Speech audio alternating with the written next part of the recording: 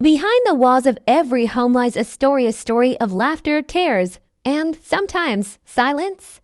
But what happens when the silence of a child speaks louder than the shouts of her parents? This is the story of Sid, a bright 12-year-old girl with a sketchbook full of dreams and a heart burdened by the storms inside her home. Sid's journey isn't just about a family's struggle. It's about finding light in the darkest corners and the strength that even the youngest among us can show. Stay with us as we explore Sid's silent struggles. A tale of resilience, love, and the power of being heard. In a small, quiet neighborhood lived a little girl named Sid. She was 12 years old, full of curiosity, and loved drawing. Her world was simple, painted with crayons and dreams. But behind the closed doors of her house, her world was different, loud, chaotic, and heavy.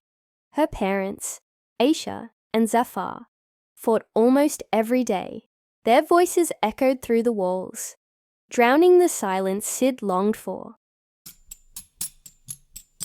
Sid often sat in her room, her sketchbook open, but her hands frozen.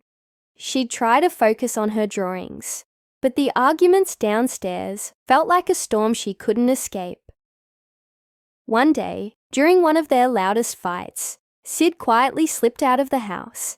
She walked to the park nearby, clutching her sketchbook. Sitting on her favorite bench under the big oak tree, she began to draw a house with smiling parents, a world that felt like the one she wished for. Sid's voice soft, reflective. I just want them to stop, to laugh like they used to notice me again. Sid's teacher, Mrs. Annika, noticed the change in her.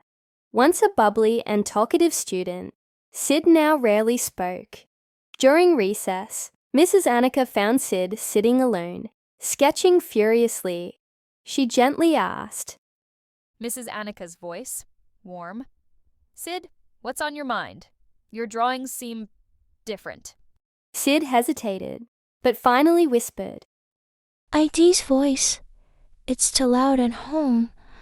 I draw because I can't say how I feel. Mrs. Anika nodded, understanding the weight behind those words. Over the next few weeks, she introduced Sid to the school counselor, Miss Farah, who gave her a safe space to express herself. Through counseling, Sid learned to put her feelings into words, not just drawings. She even wrote a letter to her parents. Sid's voice narrating the letter. Dear Mama and Baba, I love you both so much. But when you fight, it makes me feel small and scared. I wish we could talk and laugh like we used to. Can we try to be a team again? Her parents were stunned when they read her words.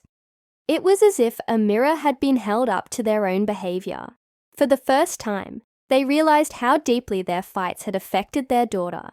Aisha and Zafar decided to seek help, both for their marriage and for Sid. Slowly the house began to change. The arguments didn't completely disappear, but they became less frequent. They started spending more time together as a family, playing board games and taking walks. And Sid, she smiled more. Her sketchbook was no longer filled with broken homes, but with colorful dreams.